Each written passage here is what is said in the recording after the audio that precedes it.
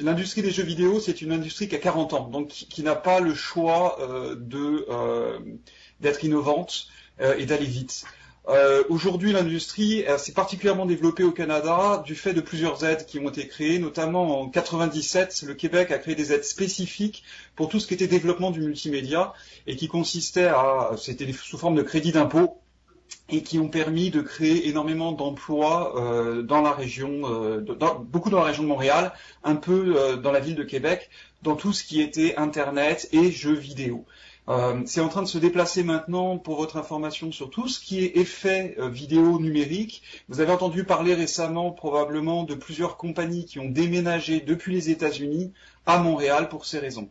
Historiquement, le centre du jeu vidéo au Canada, c'était la Colombie-Britannique, donc la région de Vancouver, pour une raison simple, c'est que le berceau du jeu vidéo, c'est la Californie. Un peu au nord, il y avait Vancouver, et à Vancouver, le travail était moins cher. Sauf que ce qui s'est passé il y a environ 5-10 ans, il y a eu une inflation au niveau une surenchère au niveau des salaires de tout ce qui travaillait dans le jeu vidéo, et l'industrie s'est complètement écroulée à cet endroit-là. En même temps, depuis 97, elle s'est développée au Québec, et aujourd'hui, le Canada se place parmi les premières positions au monde dans l'industrie du jeu vidéo. Il faut savoir que c'est une industrie qui aujourd'hui est très lucrative, où le produit de divertissement qui a été le plus rentable, qui a rapporté le plus d'argent depuis 2 ans, n'est pas un film, n'est pas un DVD, n'est pas de la musique, mais c'est un jeu vidéo. C'est un jeu vidéo d'ailleurs d'un compétiteur d'Ubisoft qui s'appelle Call of Duty et qui a rapporté des milliards. Alors aujourd'hui, la situation de portrait de l'industrie, c'est ce que je vous ai mis là. C'est le 3e centre de développement en jeux vidéo au monde et la première devant le Canada. On a toujours l'Ontario qui se développe de plus en plus et la Colombie-Britannique qui essaye de se relever de leur crash d'il y a quelques années.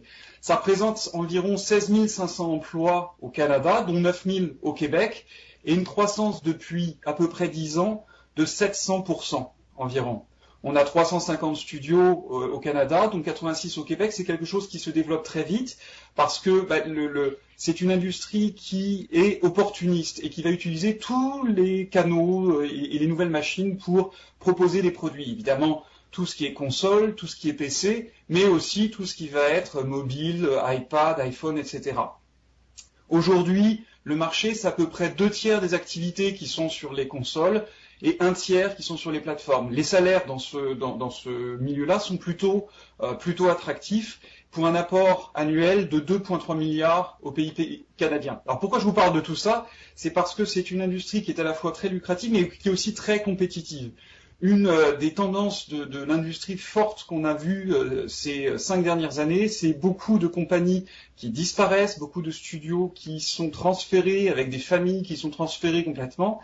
Et donc, on n'a pas le choix là-dedans pour vendre, pour rester en fait sur le marché, que d'innover en permanence. C'est ça qu'attendent nos clients, en fait, nos consommateurs.